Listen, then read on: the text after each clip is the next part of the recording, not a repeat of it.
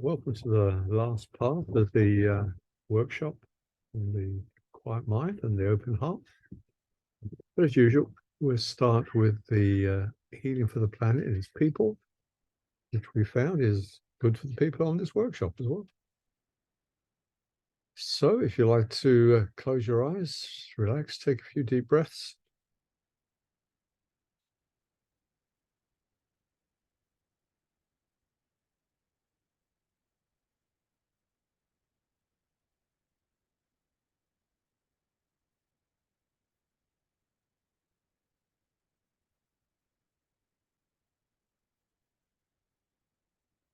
Become aware of any sounds around you and use them to bring yourself into the present moment.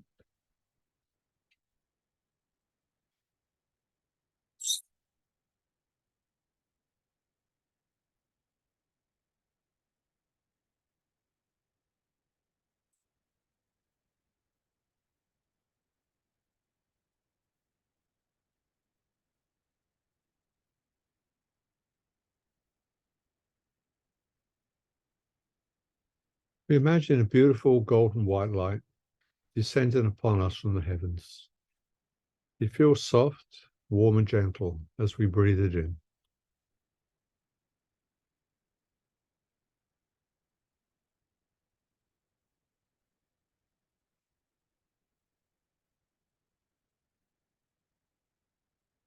It fills our whole body with its beautiful essence, and we're filled with the love of Source. We know we are connected, and we are powerful, creative beings.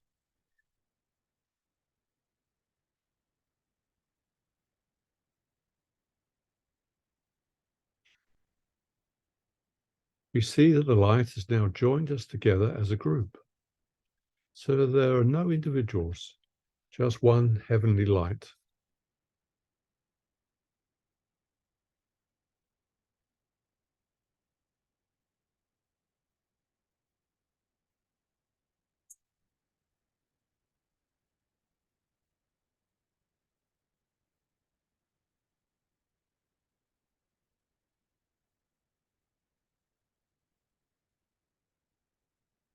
We are the group. We are one.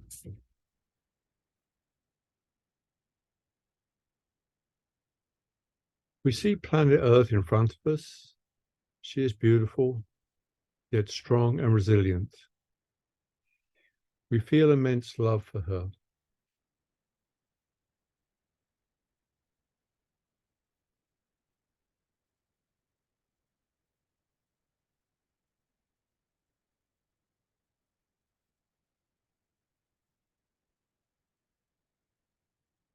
We are aware of a heartbeat, strong and deep within.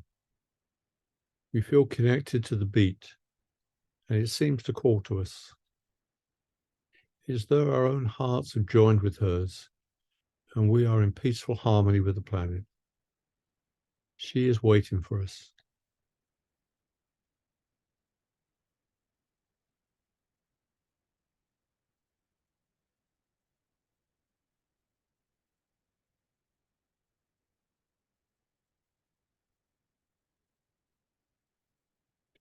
As one, we extend the light out from the group heart center and surround the dear planet in the beautiful, loving light.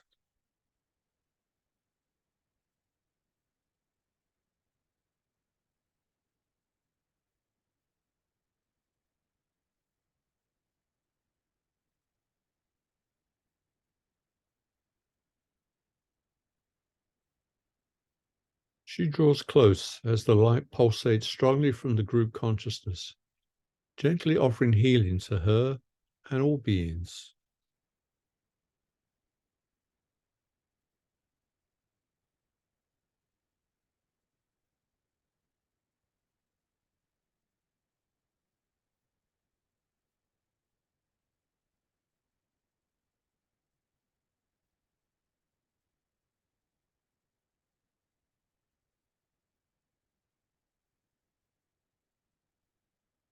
We now see the planet and the group vibrating with the light which has been called forth through the group intention, capacity to love, gentleness, and knowing.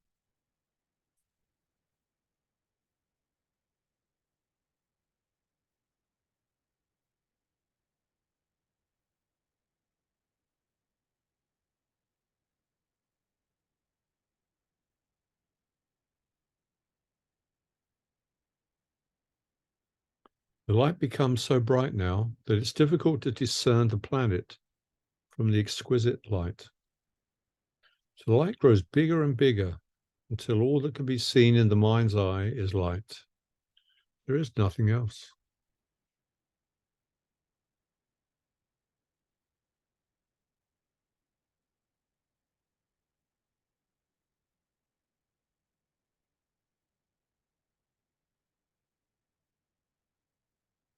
We hold this light and feel its peace. We feel the love and the healing that we too are receiving, a feeling from which it's difficult to depart. It is a minuscule taste of the love that's always been, a love that has never left, a love that waits patiently for our return.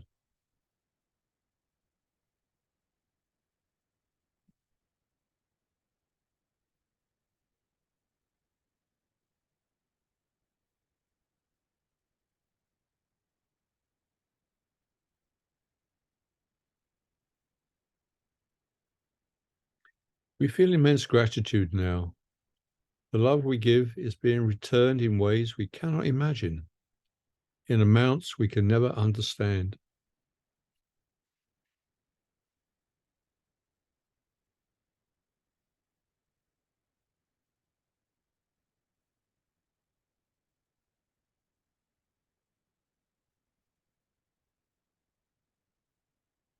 We cannot know who will accept what is offered today, but it can never be lost.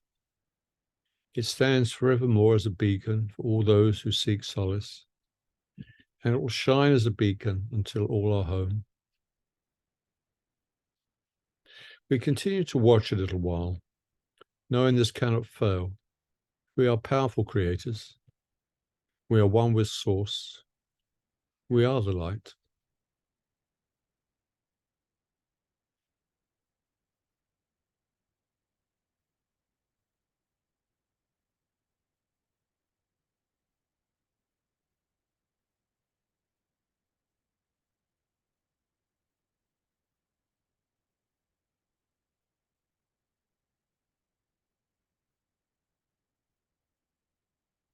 And so the healing is complete.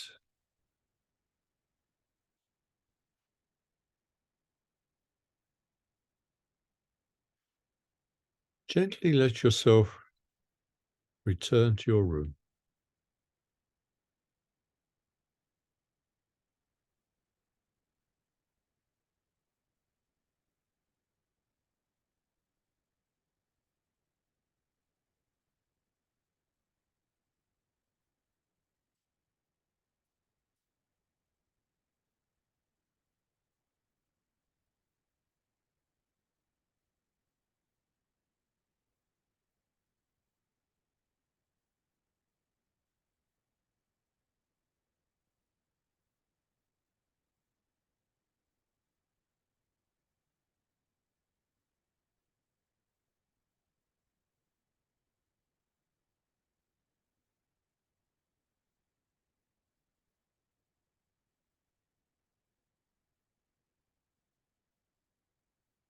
Welcome back. Any quick shares from that before we start?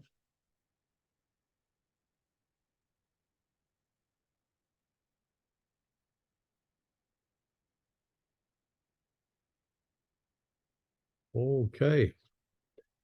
So a couple of parts in this workshop. We're dealing with the quiet mind and the open heart. When it comes to decision making in our life, the mind tends to come in and rule the roost. But the course gives some guidance on this, which I think is very helpful. From lesson 135, a healed mind doesn't plan, carries out the plans that it receives through listening to wisdom that's not its own.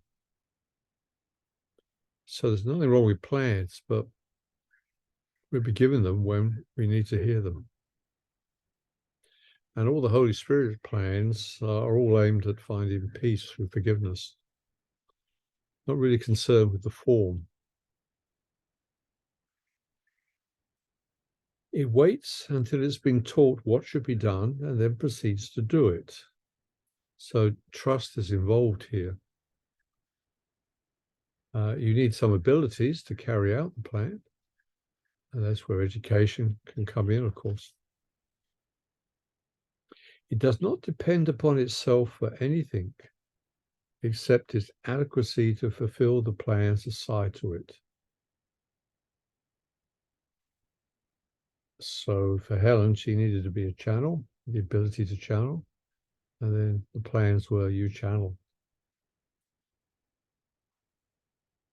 A healed mind is relieved of the belief that it must plan, although it cannot know the outcome which is best, the means by which it is achieved, nor how to recognize the problem that the plan is made to solve. In other words, we don't know what's best for us, but the Holy Spirit does. Back to trust again. It is perhaps not easy to perceive that self-initiated plans are but defenses, with the purpose all of them were made to realize. So self-made plans, which we're very fond of, is that we don't actually believe we're going to be given plans at the right time from the Holy Spirit. We're back to the belief in the ego. We've learnt enough in life, so now from that experience we can make the plans. Back to control again, of course, the ego's hallmark. The mind engaged in planning for itself is occupied in setting up control of future happenings. It does not think that it'll be provided for unless it makes its own provisions. The ego says, look, if I don't look after you, who will?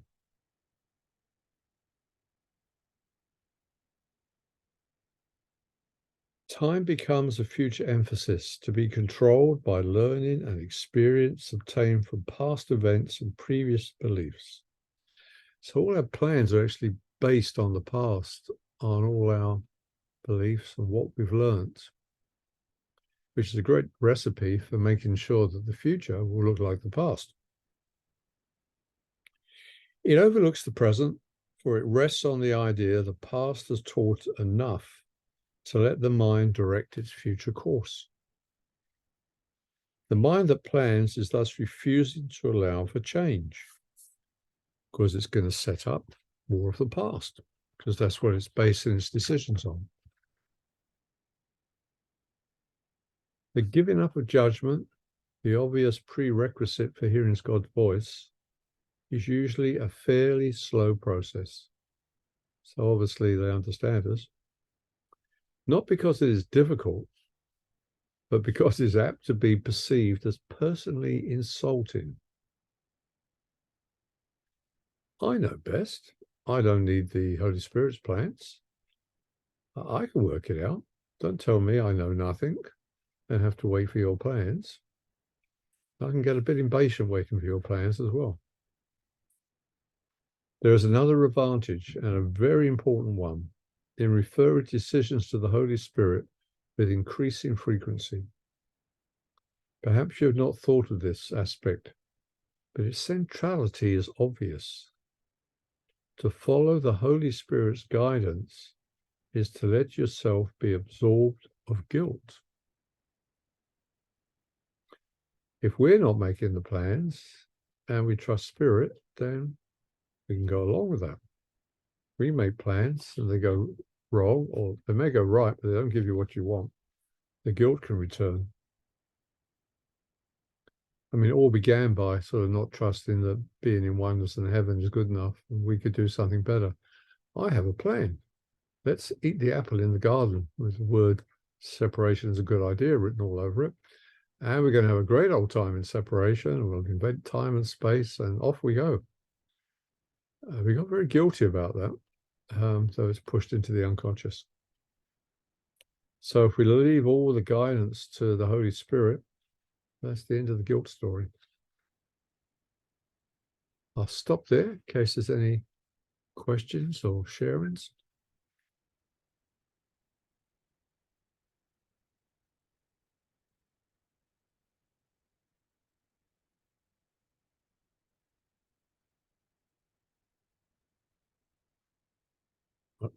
Yeah, I guess it just goes back to that trust and giving enough space for to hear the guidance, isn't it? Yes, you're right. Two things, Judith. Trust and the guidance I was given today. You must have space. Thank you for trusting us, but we can't get it in.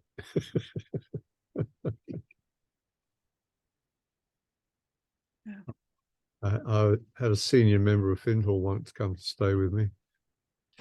Impressive lady. I asked if she got guidance. She said, just as I go off to sleep, they said it was the only time my mind was quiet.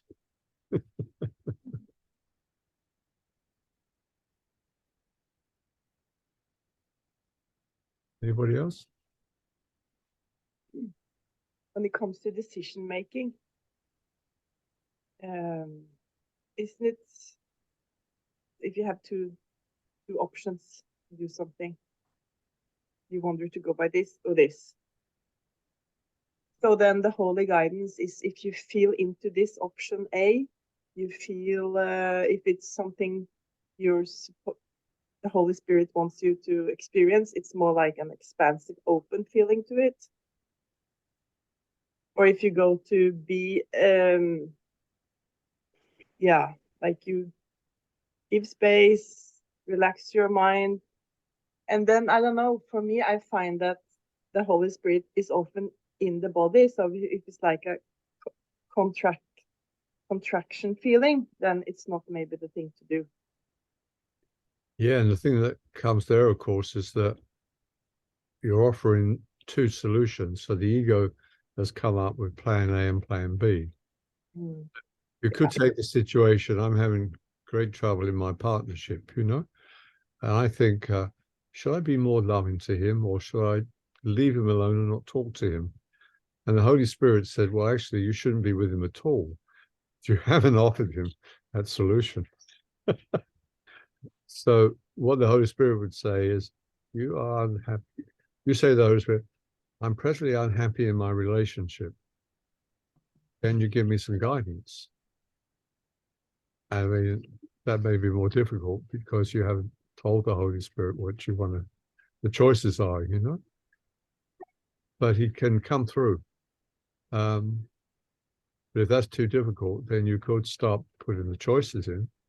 But for those two, for example, you know, shall I leave him alone or talk to him? If he wants you to leave, then you'll get no response to either of those two. So you know you haven't come up with the right solution.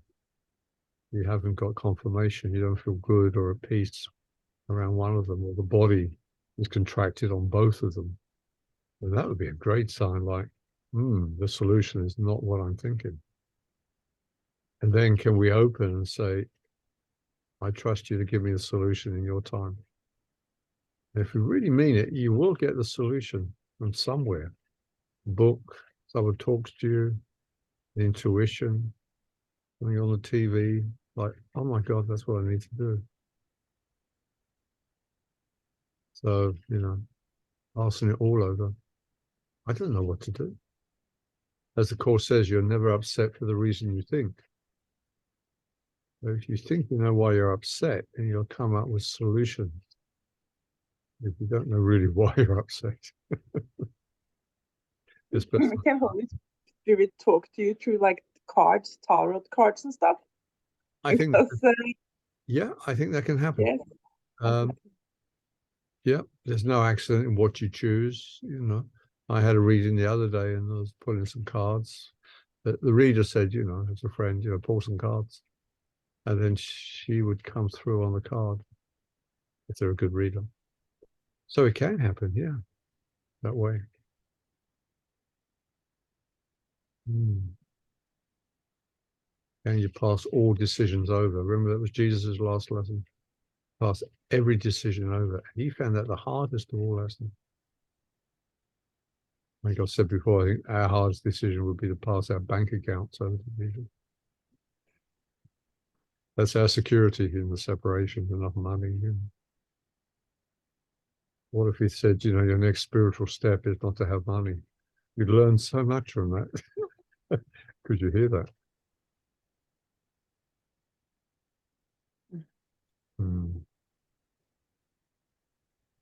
Okay, if there's nothing else, we continue with this one. This is from question 29 in the teacher's manual. Because sometimes the question comes, do I ask the Holy Spirit for everything? Do I have tea, coffee, sugar, brown, white sugar, 1 spoon, 2 spoons? I've been with these people. It can be quite frustrating if you're in a queue. Like when I was at Fintel Foundation, we'd have sort of a buffet and queue up for our drinks. And they're there with a pendulum.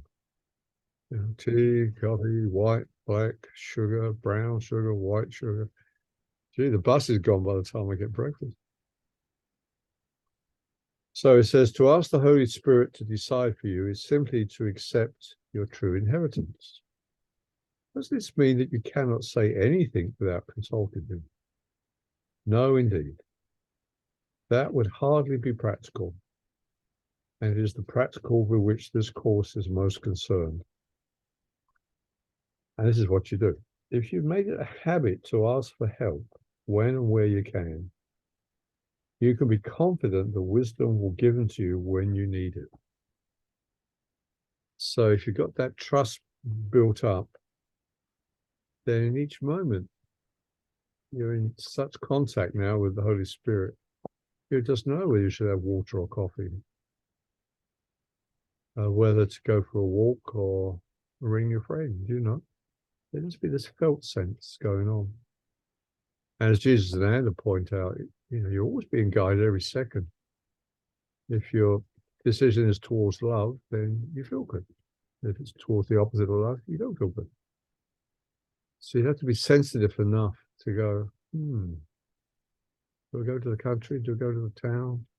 Do I watch that program? And the feeling is always there, but if we're moving too fast, we pick it up. Or if we drugged ourselves with too much food or too much alcohol, that we're guided 24/7 by those feelings.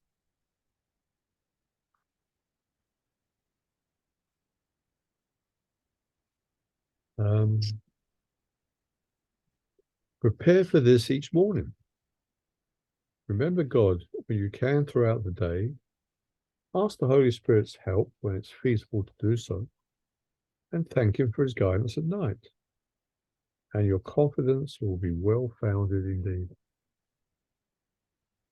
So you get up, say out a prayer. I follow you today, God. Touching with God from time to time. How about every hour? Ask the Holy Spirit, especially with the difficult ones. So I don't know what to do. What should I do? And at night, thank him for his guidance before going to sleep.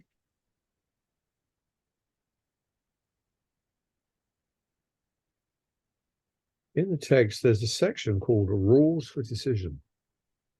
It guides you through making decisions. Makes us towards the end of the text. Another rule. Rule 1. Today, I will make no decisions by myself. Now, it does seem a little contradictory that we don't have to turn to God for everything. But it also says, once you get into the habit, you don't actually have to ask or go down on your knees and pray. You just pause a moment, and then you feel you know what to do. Rule 2. If I make no decisions by myself, this is the day that will be given me, being a peaceful day.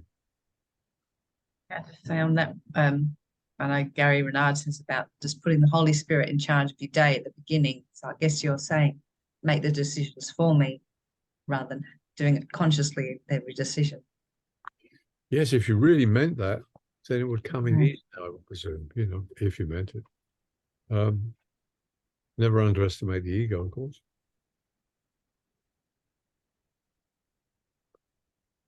Rule 3. I have no question. I forgot what to decide.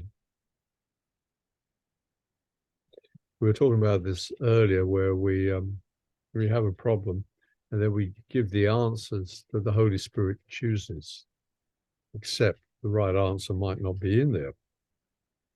So there's a call for humility here. I put aside my sort of solutions, the questions, do I turn left or right?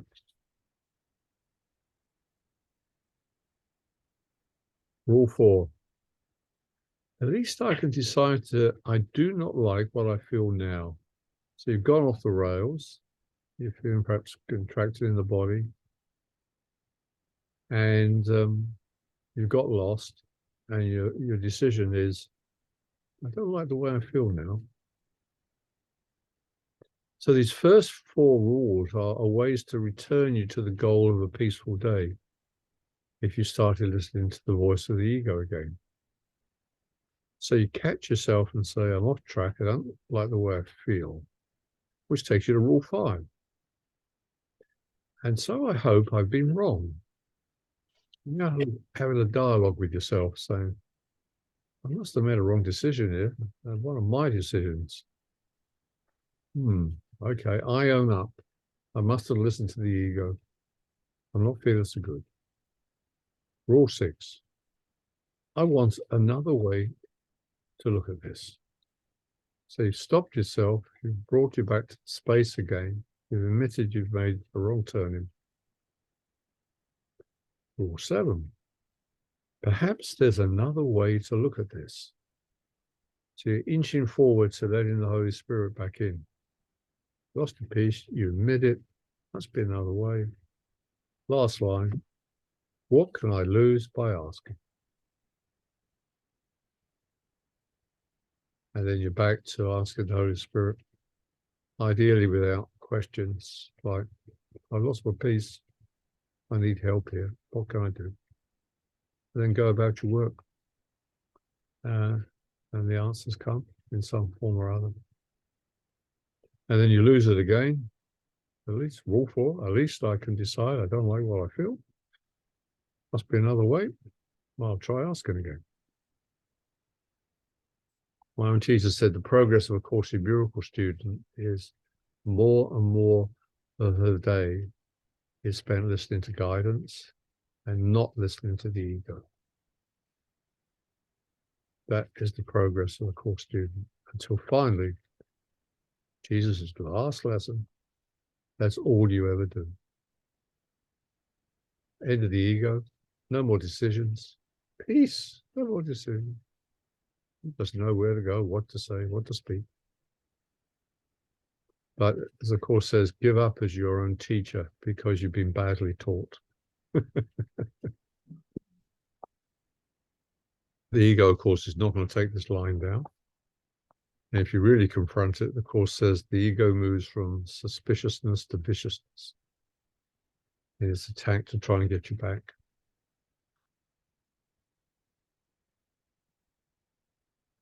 Think of a life with no decisions. We've got these 2 counselors in our head, the ego and the Holy Spirit. And then the third one is the sleeping Son of God, the decision maker that's going to listen to one or the other.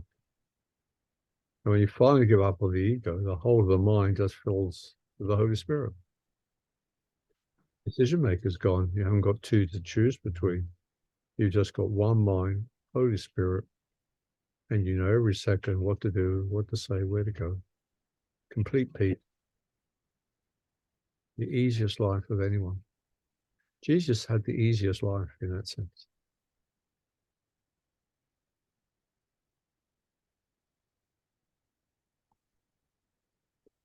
So that's the end of the bit on the rules for decision.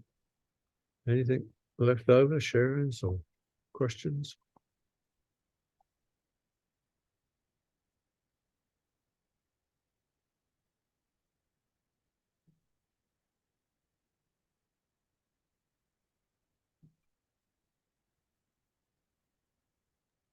Just on the feelings thing, saying about it tells you if you're going in the right direction or not.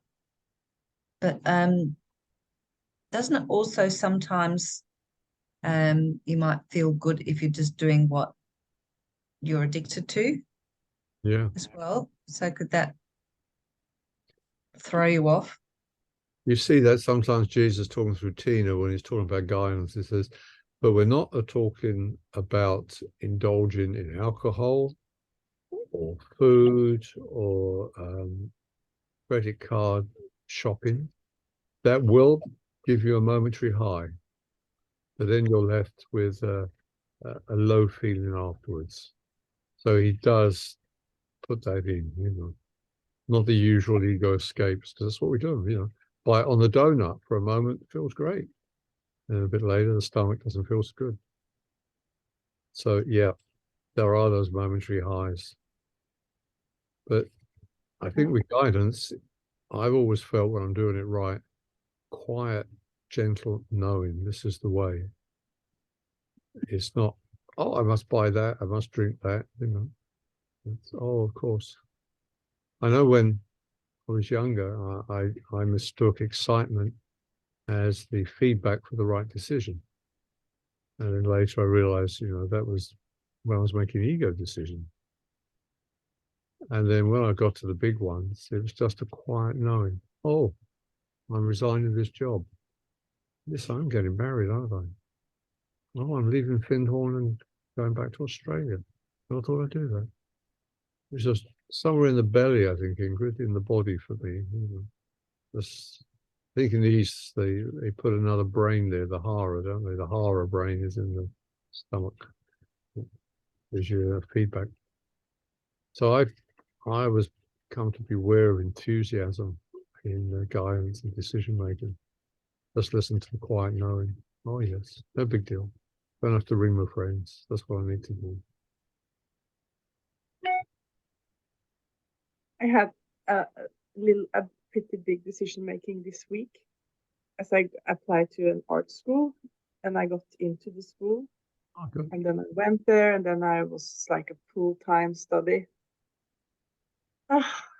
And then I felt that will I be able to do it with my energy issues? I could do this and that. I went and talked to the principal. Yeah, oh, that'd be fun, expansive, nice experience. But then my body told it will be too much. Mm-hmm. But then again, I'm thinking about, I was also in my mind thinking exactly what Judith were asking. Is it just my ego who wants to be here in the comfort of my home, not any new experiences, you know? Okay. So the ego can also choose just to stay put where you are, as the same as eating a cake in a way. Yeah. So I tried the cards. I did. I've been in a lot of decisions making this week. Did you get any resolution? Yes, I did. I went with the. I felt into it, and then I felt like with this one option that I had a hard time breathing. And I felt like, oh, it's just overwhelming, the whole, oh, everything I have to do and deliver and get graded. And yeah, I felt like a bit like I have to, like this, you know? Yeah, I can imagine. Yeah, Yeah. so then I didn't do it. But maybe I will, I can do it again next year to see. But I had all these things planned. I can go live here now in Kragerø with this. And then I went to the new place I was going to spend a lot of time with my boyfriend. And I lost the car of my key. And I was stuck.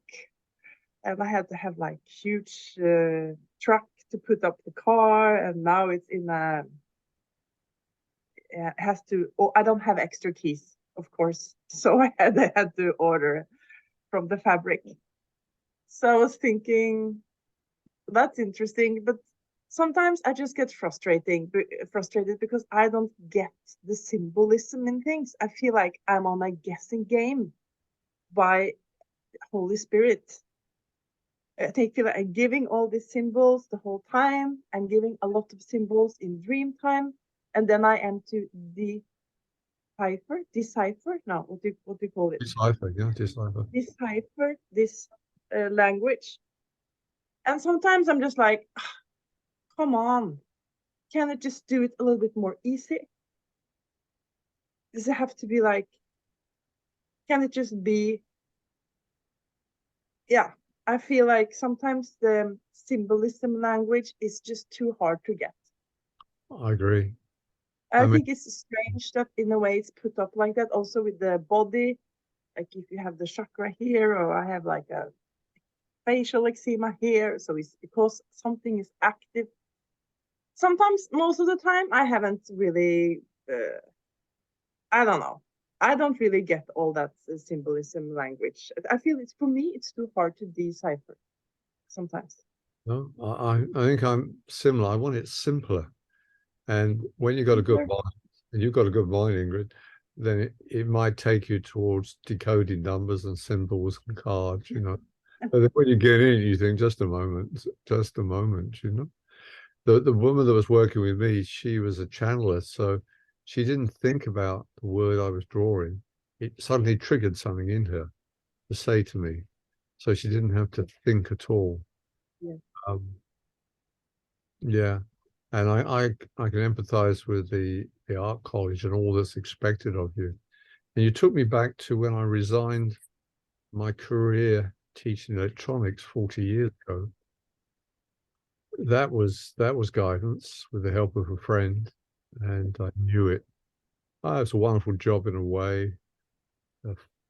4 months paid holiday a year. Students hanging on my every word because they wanted a job. Purpose-built college. Cruise boats I could take out for free, and I could sleep on them. I mean, difficult to leave, you know. But it was flat. My energy had gone. And with the help of some guidance, I resigned. And then I thought, I do wanted to work with healing. I wanted some guidance, you see. So I found the best psychic in London.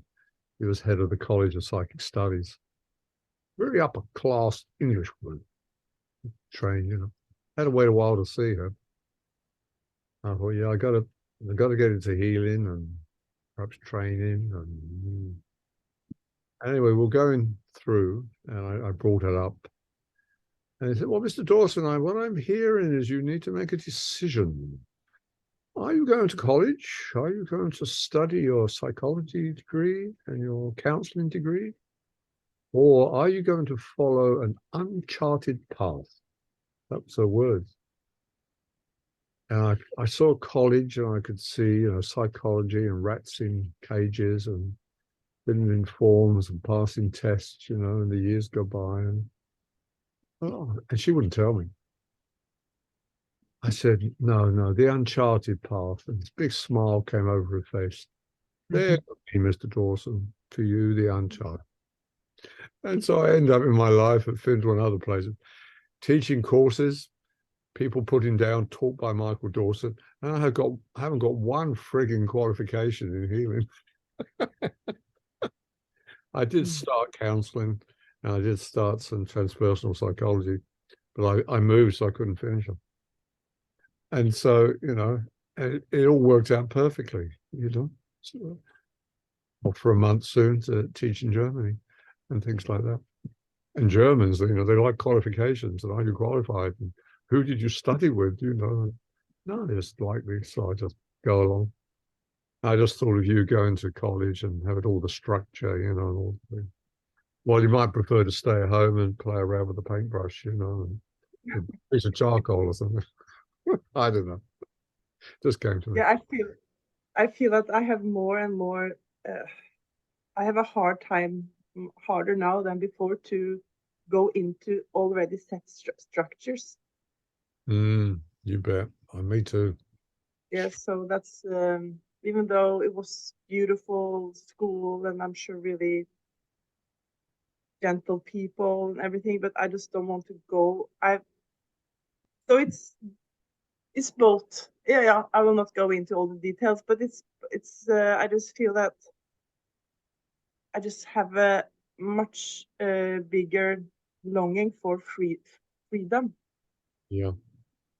I was sharing before you came, that's happening to me, just to stop any acquiring of knowledge and structure and just walk quietly in nature and sit down. And I was told to let things just come in the peace and quiet, you know. So simple, so organic. The plans, the guidance, like the guidance for this mighty network came that way. And just let your life follow that. until it all becomes guided. Oh, well, it's nearly taken me 80 years to get there, but I'm back. I was thinking of exercise. I don't think I've done it with you about, did we handing our problems over to spirits? Can't remember. So, Yeah, it came the other day, this sort of exercise with someone. And so as we're talking about decision making and handing it over, I sort of put together an exercise. I've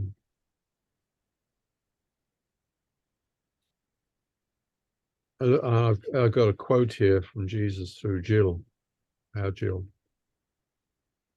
Do not spend time wringing your hands about how guilty you feel and take endless days going over it and over it as you tend to do.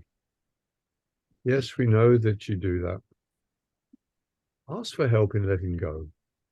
Hand it over to your helper, who is always there, waiting to be asked. So the exercise is sort of built around that and what we were doing. So it's a good time to do the exercise, I think. And then we'll pair up afterwards. If let's get nice and comfortable, I'll mute you all again. It's just a short exercise, so it helps you do it during the day.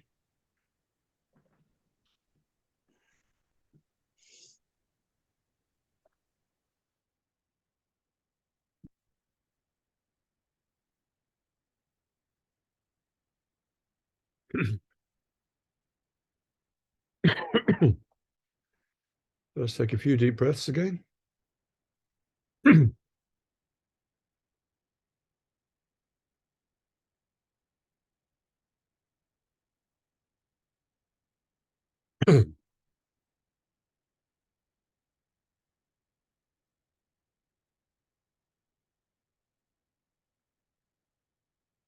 Again, focus on the sounds around you.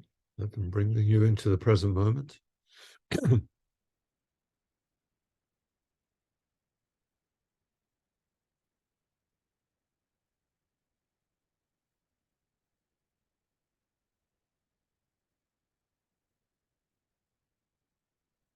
Silently count backwards from 10 to 0.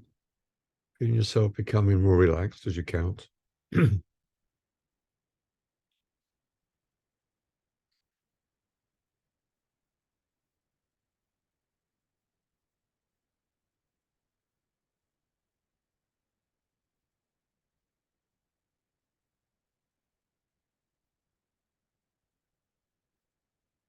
Imagine a beautiful bubble of light around you. Only the highest good can come through.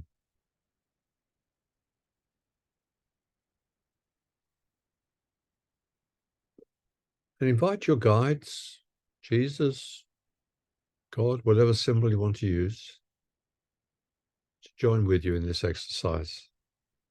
And they easily pass through the beautiful bubble and into your heart and mind.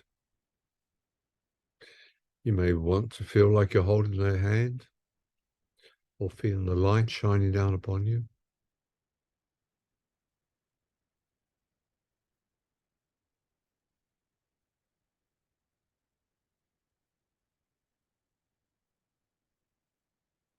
Now think of a problem that disturbs your mind. One your eager mind has tried to solve and has failed, but it keeps on trying.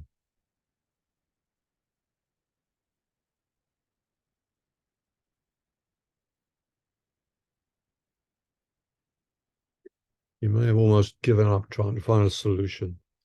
But you bring it back to mind again. A practical problem, a psychological problem, a health problem. Remember, when you were a young child, you had trust in your parents, hopefully, and you took the problems to you. You run to mummy, this has happened. I've cut my finger.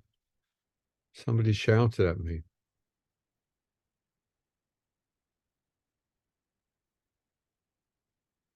What you've been asked to now is return to that trusting state, not your parents, to the guide that you called in.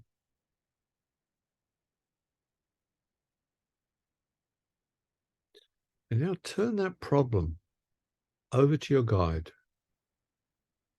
And just like you didn't know what Mum was going to say, you don't know what your guide's going to say. But your guide does know how to solve it, and it knows the timing of when to do it.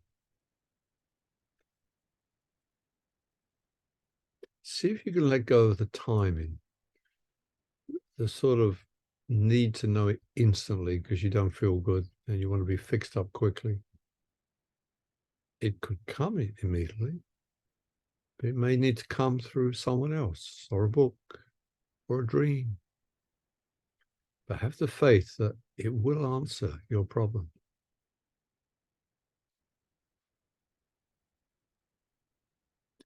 If it helps, you could see their hands outstretched and you sort of wrap up your problem and put it in their hands.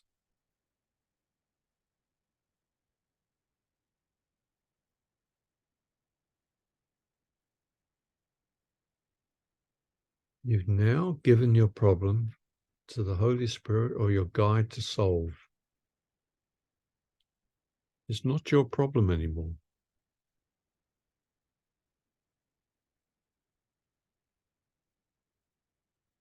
Understand your ego will try and take the problem back and start its useless, painful thinking again.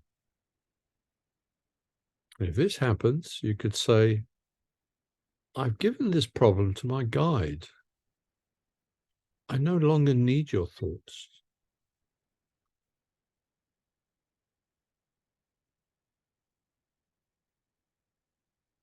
Or you could say to your ego, you've come to the wrong person with your advice. Go to my guide who has the problem now. Don't come to me.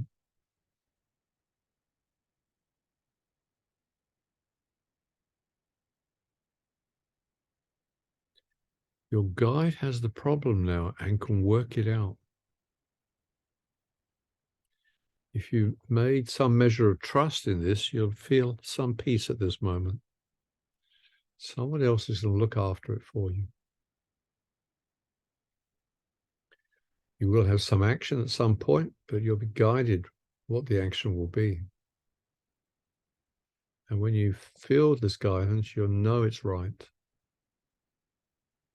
It may cause a disturbance, but you know it's right.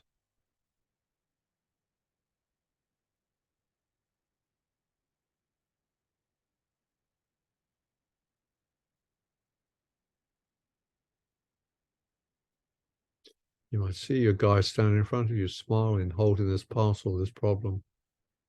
Just holding it close. So thankful that you've given it to the guide. It's his job. I'll look after this in my timing. So thank the guide.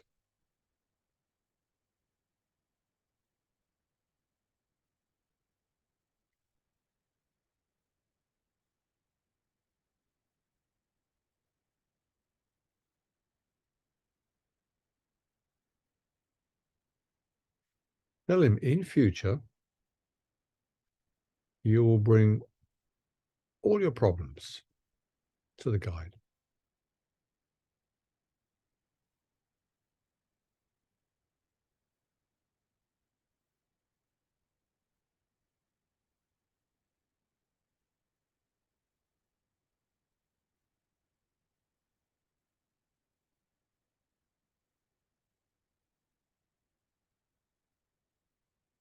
And now in your own time, bring yourself back to the room.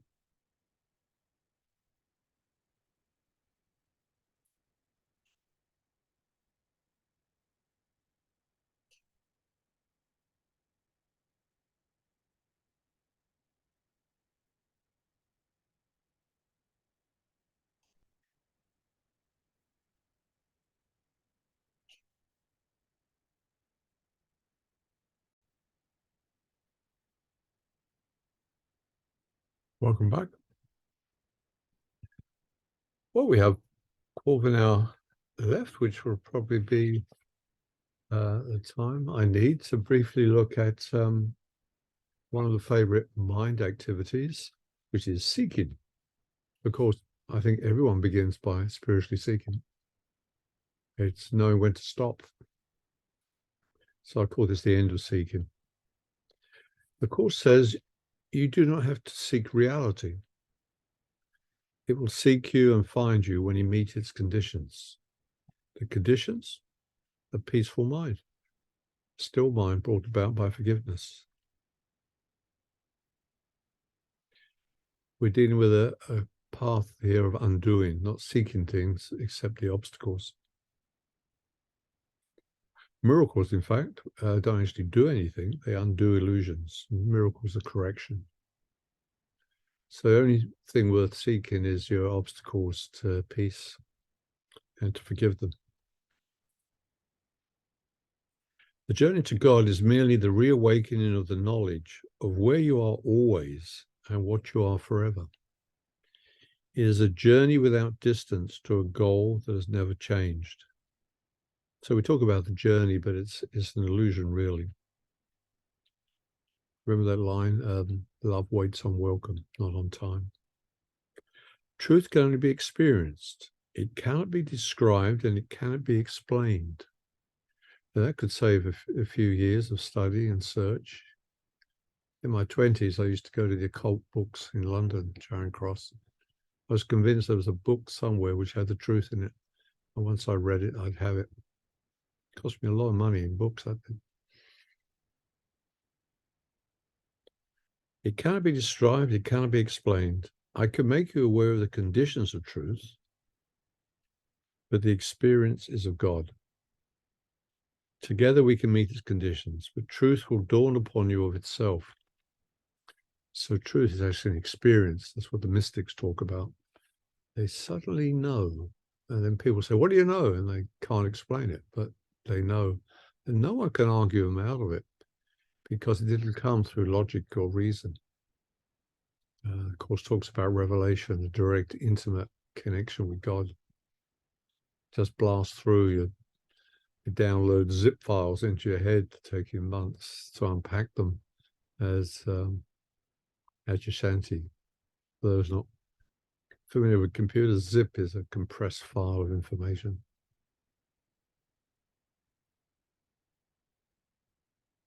So, of course, it's teaching the obstacles to truth, not truth itself. No need to seek the truth.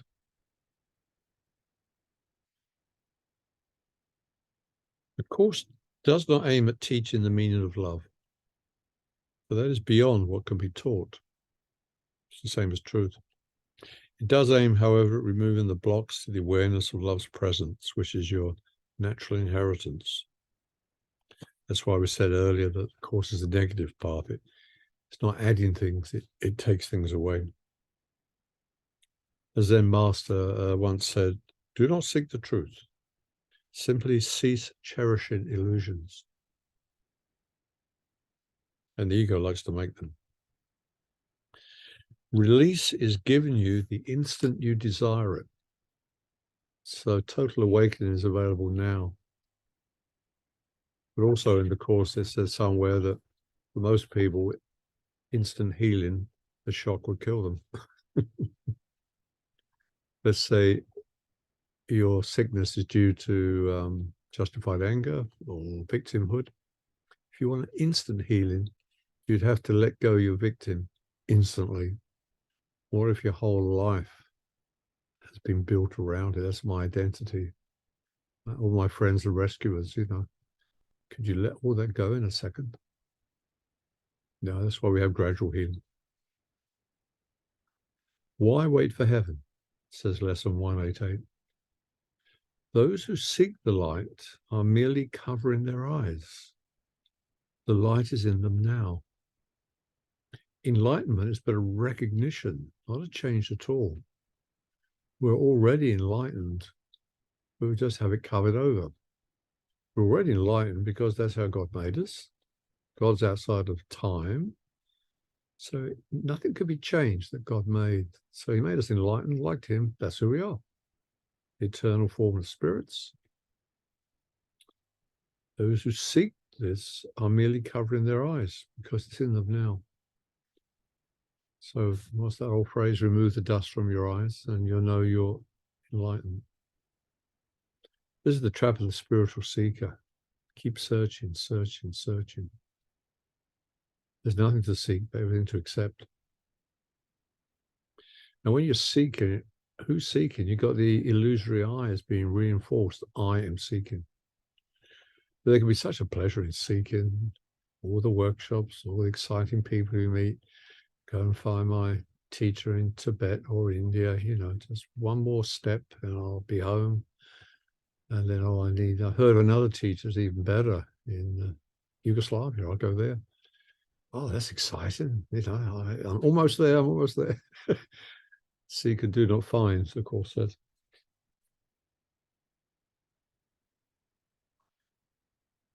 Dao is saying, I like, in pursuit of knowledge, every day something is added. In the practice of the Tao, the way, every day something is dropped. What we're being asked is to drop something each day, some illusion that we're carrying. And when they're all dropped, bingo, there's the light, there's the enlightenment.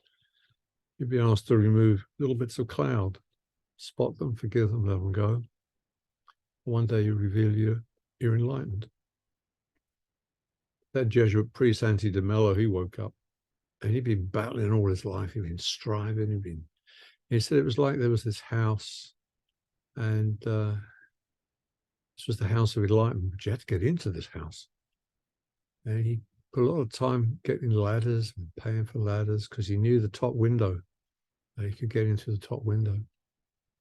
And eventually, after great effort, he gets into the top window. And then he finds the front door was open all the time.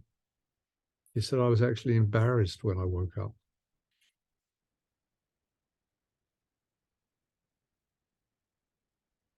All that is asked of you is to make room for truth. You're not asked to make or do what lies beyond your understanding. All you're asked to do is let it in. Only to stop your interference with what will happen of itself. Simply to recognize again the presence of what you thought you gave away. One analogy given is like the child with a child and separated from the parents in another room. And it really wants to go home to the parents. And the parents want to open the door and come through, but the child won't let go of the knob. It keeps jiggling at the lock. They keep trying to undo it, and he's trying to help them. And all he has to do is nothing, stand back, and the door opens. I had a friend who was rather impatient, and when we got to my car, I'd be trying to unlock it at the same time as he was pulling the lever on, and he couldn't get into the car. Just told him, please stop, you know. All that was asked for you is to make room for truth. Eckhart Tolle said, even my desire to become free or enlightened is just another craving for fulfillment or completion in the future. So don't seek to become free of desire or achieve enlightenment. Become present. Be there as the observer of the mind.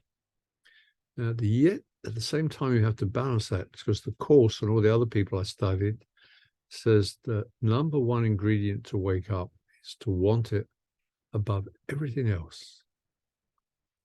But what's being implied here is you can then become greedy and needy for it. Right. I'm going to double my meditations. I'm going to be vegan. I'm going to have more crystals out of my pillow. And there's this grasping, you know. And surely by the end of the month, I will be enlightened. It's like want it above all else and then allow the Holy Spirit to take it there. Not your way, their way. And in the workbook, it says, you do not know the way to God, but God knows the way to you. Just get out of the way, let him come through and teach you. So have the desire, and then you haven't got a clue how to do it. And then you get this urge to pick up the Course in Miracles or this urge to do something else, and it feels good to pick it up. That's the Holy Spirit saying, no, this is your path, the course. Someone else goes into Buddhism or mysticism. There's an ancient text called Light on the Path. Grow as the flower grows, unconsciously but eagerly anxious to open its soul to the air. So must you press forward to open your soul to the eternal. But it must be the eternal that draws forth your strength and beauty, not desire of growth. For in the one case you develop in the luxuriance of purity. In the other, you harden by the forcible passion, the personal stature. And the last quote to finish the workshop was from Amber Tyrrell. She had a book, Surprised by Grace, when she woke up. This is the irony, the great cosmic joke, the great secret of, quote, enlightenment. When the person who searches for enlightenment dissolves, then and only then is the object of the search revealed, having been obscured along by me who wanted it. And it's such sad stories you hear. My old teacher, Ajashanti, spent 15 years meditating, and his holidays were in Zen monasteries, staring at walls all day long, you know.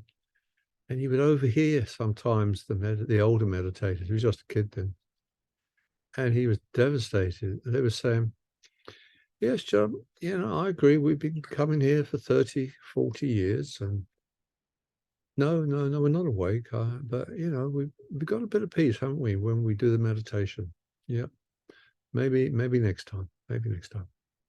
And as you're screaming, no, it can't be this. It can't be this. But perhaps early on, they made an ego decision. Buddhism. That sounds good. Look at the Buddha. Meditation. Oh, that's the way you go, is it? Oh, right. All in the mind. And then on it goes, you know. And they can achieve peace in the meditation, but when they leave the hall, they have the same ego. So a whole life or lives can be spent on this. And then you don't want to give up because you put so much in. Remember that healing story I gave of that woman at Fidham who had chronic backache and came to me? Maybe not all of you heard it. And in the session, the backache went away.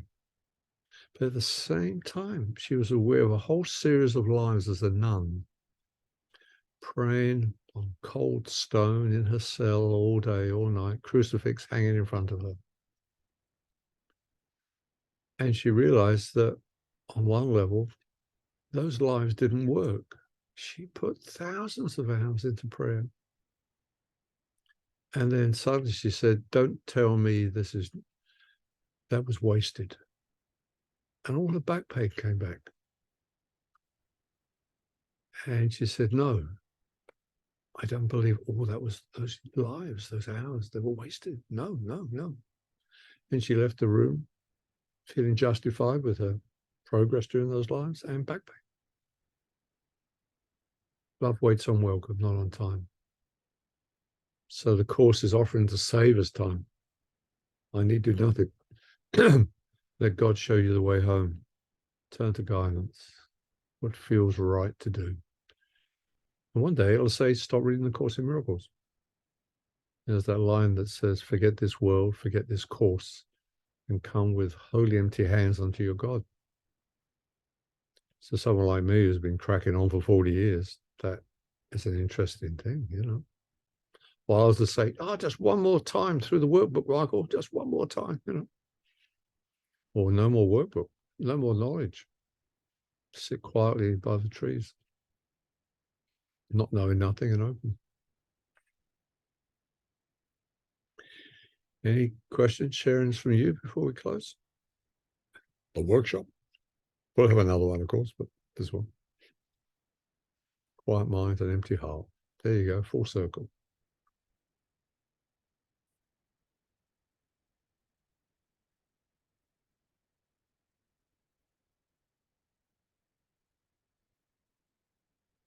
Everyone looks quiet. No, I'd just like to say that was profound. Thank you. Yeah, very good. Mm. I think I was just teaching myself then. I got carried away teaching myself. Mm. Mm. You get the feeling it is so simple. Yeah, that woman. Once I got the me out of the way, I woke up. Same with Adja. 10 years then. And then one day he was just sitting there in his Zendo. And he said, "I'm a failure. There was no self-pity. It's not working. I've done 10 years. It's not working. Let's stop." I just stopped. And his Kundalini exploded. Mm.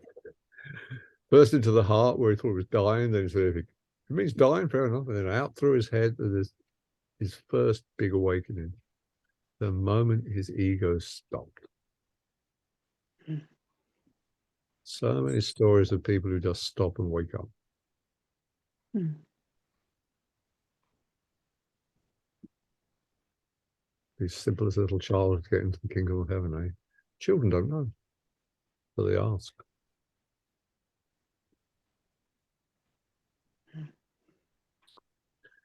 Anyone else before we finish? Go into our don't know spaces. Walk aimlessly through the leaves. Knowing anymore. Putting our books down.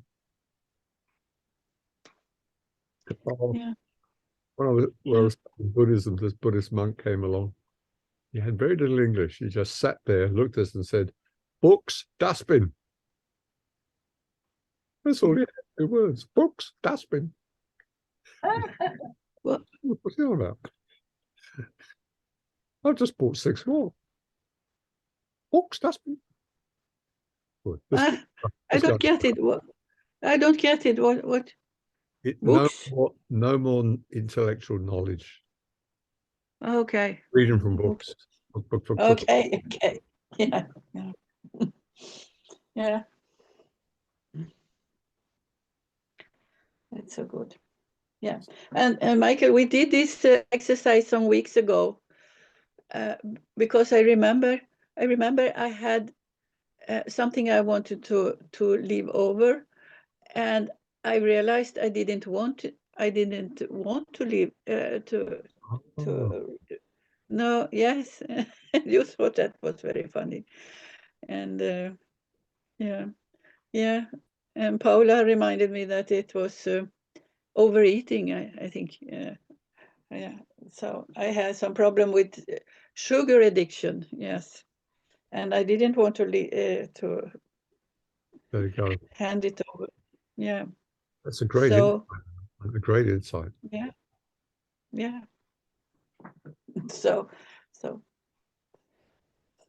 yeah. I think it brings you nearer to the time when you will hand it over. Like, oh, I see. Yeah. See. Not yet. Not yet.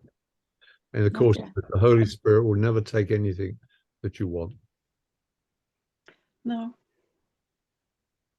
That's so. Yeah. That's so correct. Yeah. So. Oh well, at least it's not a sin. Enjoy your sugar. Yeah. Thank you. I switched to xylitol. I like sweetness, but xylitol. Yeah. Salad. Yeah. Yeah. Anyone else before we close?